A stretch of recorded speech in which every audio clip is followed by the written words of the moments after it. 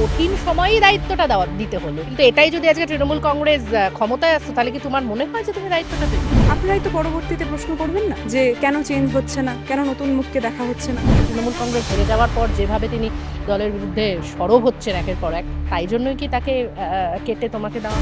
আমি মাঠে ময়দানে পড়ে থেকে রাজনীতি করার মেয়ে। যেই সব চোর চিটিংবাজরা এতদিন ধরে হয়তো ওই ঘুমটা ধরিয়েছে আমাদের দলটাকে, সেই চোর চিটিংবাজগুলো কিন্তু আজকে বিদায় নিয়েছে। আর যখন উই পোকাকে ঠাই দিয়েইছেন, তখন না হয় আসবাবপত্রের উপর টোকা মারার দায়িত্বটা আমরা নিলাম। আমার সঙ্গে রয়েছেন উপাসনা চৌধুরী, যে একদম নতুন নিযুক্ত হয়েছেন আইটি সেলের সভাপতি হিসেবে। আগে ছিলেন দেবাংশু ভট্টাচার্য, তার জায়গায় নতুনভাবে মমতা বন্দ্যোপাধ্যায় দায়িত্ব দিয়েছে। কেন মনে হয়? দেবাংশু তো একটা সময় মানে আইটির প্রচুর কাজ করেছে, প্রচুর তিনি জনপ্রিয় হয়েছেন।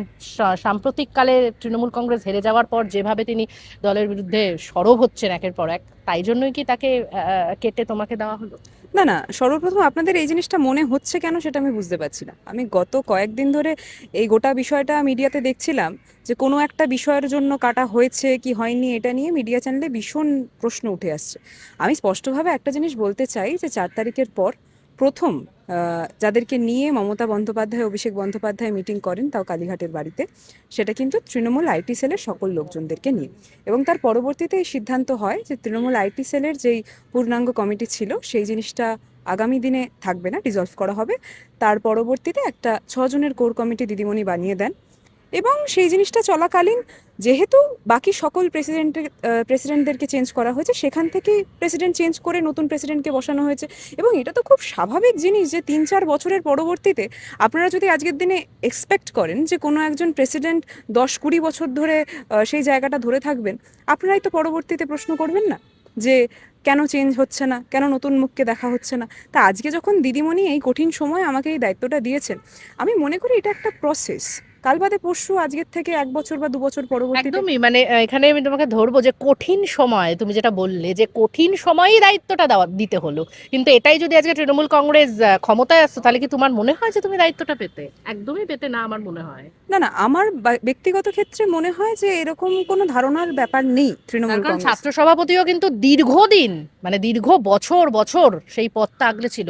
এই ডুবন্ত তৃণমূলের এই ডুবন্ত সময় কিন্তু আবার নতুন করে চেঞ্জ করা হলো, ছাত্র সভাপতি প্রিয়াঙ্কা অধিকারীকে করা। না, বিষয়টা হচ্ছে ইলেকশনটার জন্য অনেক অনেক কিছু স্থগিত ছিল, কিন্তু ইলেকশনটার পরবর্তীতে সেইগুলো চেঞ্জ হওয়ার কথা ছিল। যারা অন্দরমহলে তৃণমূলের সাথে একদম জড়িত তারা সকলেই জানেন এই বিষয়টা। এবং সেখান থেকে আমরা সকলেই এক্সপেক্ট করেছিলাম যে একটা চেঞ্জ আগামী দিনে আসবে। এবং আপনিও দেখেছেন, আমরাও দেখেছি, দেবাংশু ভট্টাচার্য যে আমার মানে আগের সভাপতি ছিলেন, উনি তার আগে দলের হয়ে এমপি হিসাবে দাঁড়িয়েছেন, এমএলএ হিসাবে দাঁড়িয়েছেন, এবং দল তরুণ তুর্কিদেরকে এই সুযোগটা বরাবরই দিয়ে থেকেছে। তো সেখান থেকে দাঁড়িয়ে আজকের দিনে চেঞ্জ করে তার পরবর্তীতে তাকে 4 বছর সুযোগ দেওয়ার পরে আবার এখন আমাকে সুযোগটা দিয়েছে, এটা তো আমার একটা বড় প্রাপ্তি। আমি বরাবরই একটা কথা বলি যে বিরোধী নেত্রী হিসাবে মমতা বন্দ্যোপাধ্যায় শ্রেষ্ঠ। যে কাউকে জিজ্ঞেস করুন তাদের মুখ থেকে এই কথাটাই আসবে। তো সেখানে সেই শ্রেষ্ঠ বিরোধী নেত্রীকে আমি তার কাছ থেকে যে এতটা ক্লোজ থেকে শিখতে পাচ্ছি, এটা কি আমার জীবনের একটা বড় প্রাপ্তি নয়? হ্যাঁ, সেটা ঠিক আছে, মানে বিরোধী হিসেবেই তার মানে মমতা বন্দ্যোপাধ্যায়কে দেখতে চাইতে? একদমই নয়। যে প্রশ্নটা আপনি করলেন, আমার উত্তরটা আশা করছি আপনি বুঝতে পারলেন না। আমার কথাটা হচ্ছে যে এই কথাটা তো আজকের দিনে দাঁড়িয়ে শুভেন্দু অধিকারীকে গিয়ে জিজ্ঞেস করলে হয়তো উনিও এই কথাটার উত্তর এইভাবেই দেবেন, যে মমতা বন্দ্যোপাধ্যায় যেইভাবে নেতৃত্ব দিয়ে এসছেন বরাবরই, সেই জিনিসটা তো একটা আলাদা স্তর। তো ওনার কাছে এতটা ক্লোজ থেকে রাজনীতিটা শেখা, এই জিনিসটা আজকে বিজেপির বিভিন্ন পদে যারা বসে আছেন বিভিন্ন নেতারা, তারাও অস্বীকার করতে পারবে না যে তারাও রাজনীতিটা শিখে গেছে কিন্তু সেই কালীঘাটের টালির চাল এবং মমতা বন্দ্যোপাধ্যায়ের কাছ থেকে। তাই সেখান থেকে বলছি, এতটা ক্লোজ থেকে আমার অনেকটা কম বয়স, 24 বছর বয়সে এত বড় একটা দায়িত্ব দিদি আমাকে দিয়েছেন। এবং এই সময় যে কথাটা আপনি বারবার উল্লেখ করছেন, এই সময় দিয়েছে। আমি মাঠে ময়দানে পড়ে থেকে রাজনীতি করার মেয়ে। কারণ যখন কলেজ রাজনীতিও করেছি, একটা কলেজের ইউনিট সভাপতির পদটা আমি পেয়েছিলাম। তার পরবর্তীতে আইটি সেলের জেনারেল সেক্রেটারি স্টেটের, এবং সেখান থেকে তারপরে স্পোক্স পার্সন হই তৃণমূল কংগ্রেসের, যখন আমার দল শাসকে রয়েছে। এই কথাটা একটু বলে দেওয়া জরুরি। তারপরে খুব স্বাভাবিকভাবে আমরা এক্সপেক্ট তো করেছিলাম ভালো রেজাল্ট হবে, সেখান থেকে দাঁড়িয়ে 4 তারিখের পর হঠাৎ করেই এই সিদ্ধান্তটা হয় এবং 4 তারিখের পর আমি গত পরশু দিন এই নতুন পদটা পাই।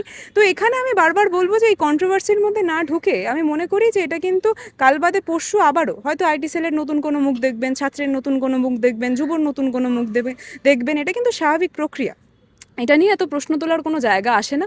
আর কিন্তু দল যেভাবে ভাঙছে, তৃণমূল কংগ্রেস যেভাবে ভাঙছে, একের পর এক সব নেতা নেতৃত্বরাই কিন্তু বলছেন যে দলের সম্মান পাওয়া যেত না। সেই জায়গা থেকে তুমি বিরোধী হিসাবে কাজ করবে, মানে সম্মান যে দলে নেই। দেখুন, আপনার কি মনে হয় যে আমরা সম্মান যদি না পেতাম 24 বছর বয়সে একটা মেয়েকে আইটি সেলের রাজ্যের সভাপতি করতো সেই দল? এই কেউ জিনিস তো নেই করার মতো, কেউ তো নেই, সবাই দল ছেড়ে চলে যাচ্ছে, ইস্তফা দিচ্ছে, দল ছেড়ে দিচ্ছে। আমি আপনাকে আগেই স্পষ্ট করলাম যে আপনি যার সাথে কথা বলছেন সে কিন্তু আমার দল শাসকে থাকাকালীন 23 বছর বয়সে, 23-24 বছর বয়স, ঠিক সেই সময় আমাকে রাজ্যের অন্যতম মুখপাত্র করা হয়। তো আমার কথাটা হচ্ছে যে সেই পদগুলোও তো আমি বসেছি এবং শাসকে থাকাকালীন বসেছি, দলই আমাকে দিয়েছে। এই ইলেকশনের সময় থেকে আপনারা আমাকে টিভির পর্দায় দেখেছেন, তার আগে থেকে আপনারা আমার ইন্টারভিউ নেন। এবং আমার কথাটা হচ্ছে যে অধিকাংশ লোকজন রয়েছে, আর আপনি যে কথাটা বলছেন না দল ভাঙছে, দল কিন্তু গড়ে ওঠে তাদের বাস্তব কর্মীদেরকে নিয়ে। তাই আজকের দিনে দাঁড়িয়েও 41% যে ভোটটা রয়েছে সেই সংখ্যাটা কিন্তু একদমই কম নয়। সেই সংখ্যাটা যখন দিদিমণির সাথে রয়েছে, অভিষেকদার সাথে রয়েছে, সেখানে দাঁড়িয়ে ভয় ডরের কোনো ব্যাপার কিন্তু আছে বলে এত আমি মনে করি না। দুর্নীতি তৃণমূলে, একের পর এক নেতারা কাউন্সিলররা গ্রেফতার হচ্ছে, সেইখান থেকে দাঁড়িয়ে আবার কিভাবে উঠে আসার স্বপ্ন দেখছো? আজকের দিনে দাঁড়িয়ে বিজেপির যার নামে ক্রমাগত এত দুর্নীতি গোটা ভারতবর্ষে যেই সব জায়গায় তারা রয়েছে সেই সব জায়গায়কে কেন্দ্র করে, তার পরবর্তীতে বিজেপি যেইভাবেই বাংলা দখল করে থাকুক না কেন, তারা যদি সেই স্বপ্নটা তার দুদিন আগে পর্যন্ত দেখতে পারে, তাহলে তৃণমূল কংগ্রেস কি ক্ষতি করেছে? একদম সোজা কথা বলছি, তৃণমূল কংগ্রেসের যেসব দুর্নীতিগ্রস্তের কথা আপনারা বলছেন তারা কিন্তু আজকের দিনে দাঁড়িয়ে এনডিএর সাথে যুক্ত হয়েছে। তো সেখানে যে প্রশ্নটা আপনি করলেন সেই প্রশ্নটা তো আর বাস্তব থাকছেই না। আজকে যারা তৃণমূল কংগ্রেস করে তাদের গায়ে কোনো অ্যালিগেশন নেই। আমি একদম ওপেন চ্যালেঞ্জে ক্যামেরায় বলছি যে আমি আজকে যে আইটি সেলের সভাপতি, যে আজকে ছাত্র সভাপতি, যে আজকে যুব সভাপতি, তাদের গায়ে কোনো অ্যালিগেশন আছে নাকি সেই জিনিসটা, বিজেপি তো আজকে শাসকে, তাহলে সেই শাসকদেরকে আমি একদম ওপেন চ্যালেঞ্জ করছি তারা সেই জিনিসটা হিসাব করে দেখুন। আমাদের যা বয়স সেখানে দাঁড়িয়ে আমরা যেই রাজনীতিটা করছি, যেই লড়াইটা করছি, আমাদের উপর যদি কোনো অ্যালিগেশন থাকে তুলে ধরুক না।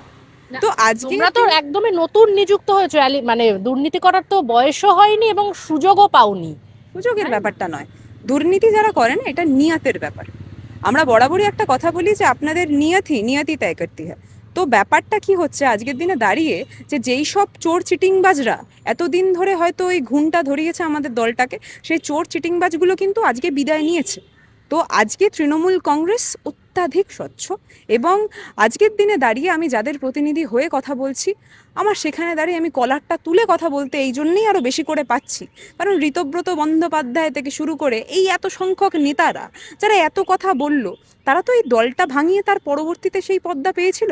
এবং আমার খুব খারাপ লাগছে, এটা বলতে কোনো দ্বিধা নেই, যে একটা জিনিস খারাপ লাগা রয়েছে যে একসময় হয়তো এদের নামে জয় জয়কারটা অনেক কর্মীদেরকে করতে হয়েছে। এবার আমার খারাপটা লাগছে বিজেপির নেতাদের, বিজেপির কর্মীদের জন্য, যে তাদেরকে আগামী দিনে এদের নামেই জয় জয়কার করতে হবে, সেটা শুধু সময়ের অপেক্ষা। তাই ওই 16,000 গুণ সম্পত্তি বৃদ্ধি মোদিবাবুর ভাইপোর, সেটা থেকে শুরু করে আজকের দিনে দাঁড়িয়ে বিজেপির বিভিন্ন কর্মীদেরকে এই জিনিসটা ভাবতে হচ্ছে যে কাল বাদে পরশু কোন তৃণমূলের নেতা, তৃণমূলের কেউ বহিষ্কৃত নেতা, কেউ আবার দলবদলু নেতা হঠাৎ করেই তাদের মাথার উপর বসে এই যে পড়বে। এই এত তাড়াতাড়ি নতুন তৃণমূল বিধানসভায় তৈরি হয়ে গেল, মানে এটা কি মনে হয়, এটা কি কোনো আগে থেকে প্ল্যানিং ছিলই? প্ল্যানিং তো মনে হচ্ছেই।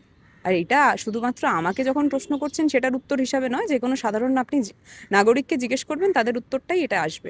আর নতুন তৃণমূল বলে কিছু হয় না, আমি বারবার স্পষ্ট করে দিচ্ছি, মমতা বন্দ্যোপাধ্যায় মানেই তৃণমূল, তৃণমূল মানেই মমতা বন্দ্যোপাধ্যায়।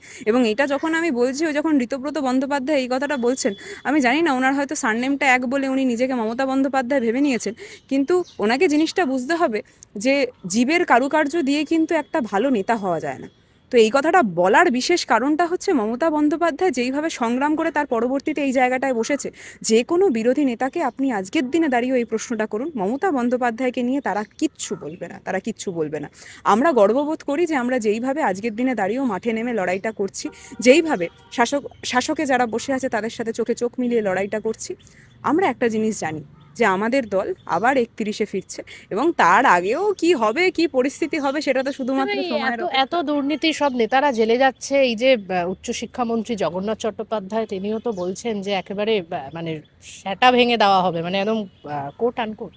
দেখুন, উনি যখন সেটা ভেঙে দেওয়ার কথা বলছে তখন আমার মনে পড়ে যাচ্ছে যে দিলীপ দার টোনে যেন উনি কথাটা বলছেন। অর্থাৎ আমরা সকলে দেখেছি যে ঠিক 21-এর সময় দিলীপ দার মুখ থেকে ওই বাড়িতে সাদা থান পাঠিয়ে দেবো, এই করে দেবো, ওই করে দেবো, কিন্তু আনফর্চুনেটলি দিলীপ দার বিরুদ্ধে কিন্তু কোনো অ্যালিগেশন, কোনো কেস আমরা হয়তো সেই সময় পেশ করিনি। এটা হয়তো বেশি নম্রতার দিক থেকে করা হয়েছিল, আমার এখন মনে হচ্ছে সেটা হয়তো ভুল। আজকে অভিষেক বন্দ্যোপাধ্যায়কে 10 বার সিআইডি ডাকছে, এ ডাকছে, ও ডাকছে, হেনস্থা করছে রাত্রি 3টের সময়, মন্তব্যগুলোর উপরেই হ্যাঁ, রাতে 3টের সময় গিয়ে তার পরবর্তীতে এই নোংরামি করা হচ্ছে কারোর বাড়িতে। আমার মূলত কথা হচ্ছে যে যেই কথাটা উনি বলেছিলেন সেই সময় কিন্তু ইলেকশন কমিশন দায়িত্বে ছিল, সেই সময় কোনো কেস হলো না কেন? এটা তো একটা যুক্তিযুক্ত প্রশ্ন, এই প্রশ্নটা তো আমরা সকলে করতে পারি। আমার কথাটা হচ্ছে যে হঠাৎ করেই একটা সরকার যখন বদল হলো তখন এটাকে মূলত একটা হিংসার জায়গা থেকে পেশ করে কোনো একটা ব্যক্তিকে হেনস্থা করতে হবে বলে মূলত করা যেই চক্রান্তটা করা হচ্ছে, সেটা কি সাধারণ মানুষ দেখতে পাচ্ছে না? কোনো সাধারণ মানুষ তো এতটা বোকা নয়। আপনাকে এই জিনিসটা ভুলে গেলে চলবে না যে একটা অধিকাংশ মানুষজন কিন্তু ভোট দেওয়ার অধিকার থেকে বঞ্চিত ছিল, এবং সেই পার্সেন্টেজটা যদি আপনি হিসাব করেন তাহলেও কিন্তু সেটা ওই 7%-এর কাছাকাছি দাঁড়ায়। তাই গোটা যেই চক্রান্তটা বারবার যেটা আমরা তুলে ধরার চেষ্টা করেছিলাম, কণ্ঠ ছেড়ে তার পরবর্তীতে প্রতিবাদ করেছিলাম, সেটা সেই জায়গায় কিন্তু এখনও আমরা সকলে একদম স্টিক। এবং স্টিক থাকার কারণটা হচ্ছে এখানে কোনো একটা জনগণের ভোট দেওয়ার অধিকার যেটা তাদেরকে সংবিধান প্রদান করে, সেই অধিকার তাদের হাত থেকে ছিনিয়ে নিয়ে কেউ যদি শাসকের পদে বসে, তারা কি বাস্তবে শাসক হয়? এটা একটা বড় প্রশ্ন। তাদেরকে শাসক হিসাবে কতজন মান্যতা দেয়, এটা একটা বড় প্রশ্ন। আজকে 41% ভোটের আমরা কথা বলছি, আজকে আমার সাথে এত সংখ্যক মানুষজন ঠিক এই জায়গাটার একদম পাশে দাঁড়িয়ে আছে, ভিড় করে দাঁড়িয়ে আছে। 41% ভোট পেয়েছো, তারপরেও তোমার দলের বিভিন্ন নেতারা যারা মন্ত্রিত্ব সামলেছে, একাধিক পদ সামলেছে, তারা কেন আজকে দল ভেঙে চলে যাচ্ছে? আরে তারা দল ভেঙে যেখানে যাচ্ছে তাদেরকে গিয়ে হিসাবটা করুন না। কারণ যেখানে যাচ্ছে, আমি বারবার একটা কথা বলছি যে তাদের মাথার উপর এবার শনি না। বিরোধী কি থাকে না? বিরোধী তো থাকে। বিরোধী ভাঙানোর যে চেষ্টাটা হচ্ছে সেটা কি কোনো ক্ষেত্রে আমাদের যে একটা সাধারণ পরিবেশ যেটা থাকা উচিত, একটা শাসকে থাকবে, কেউ বিরোধী থাকবে, স্বাভাবিকভাবে বিরোধী তাদের কণ্ঠ ছেড়ে কথা বলবে, সেই জায়গাটা ভেঙে গুড়িয়ে দেওয়ার প্রচেষ্টা নয় কি? এই জিনিসটা একবার ভেবে দেখুন। এবং আমি বারবার একটা কথা বলছি, আজকের দিনে দাঁড়িয়ে তৃণমূল কংগ্রেসকে ভয় পাওয়া হচ্ছে বলেই তৃণমূল কংগ্রেস থেকে ভাঙিয়ে নেওয়া হচ্ছে কিছু লোকজনদেরকে। কাউকে বলা হচ্ছে যে ভাই এই সম্পত্তি এই করেছো, সেখান থেকে বাঁচানোর জন্য আমাদের কাছে আসো। কাউকে বলা হচ্ছে যে তোমার পরিবারের উপর আক্রমণ করা হবে, সেখান থেকে বাঁচার জন্য আমাদের সাথে যুক্ত হও। এবার আমাদের মূলত কথাটা হচ্ছে এখানে, আপনাদের দলের কর্মীরা কি সন্তুষ্ট? কর্মীরা যারা আপনাদেরকে ভোট দিয়ে তার পরবর্তীতে সেই জায়গায় বসিয়েছে, যেই যুক্তিটা আপনারা দেন, সেই কর্মীদেরকে আজকে অসন্তুষ্ট করে তার পরবর্তীতে এই যাদেরকে নিয়ে আপনারা নাচানাচি করছেন, এরা কি আপনার দলটাকে রক্ষা করতে পারবে? তো আমি বরাবরই একটা কথা বলি যে আসবাবপত্রে বদল হলেও কোনোদিন কিন্তু উইপোকার স্বভাব বদলায় না। তো সেখানে দাঁড়িয়ে যে উইপোকাদেরকে আজকে তারা নিজেদের রাজত্বে ঠাঁই দিচ্ছে, তারা কি রাজত্বটা ঠিকভাবে রাখতে পারবে? তো আমাদের প্রশ্নটা হচ্ছে এখানে।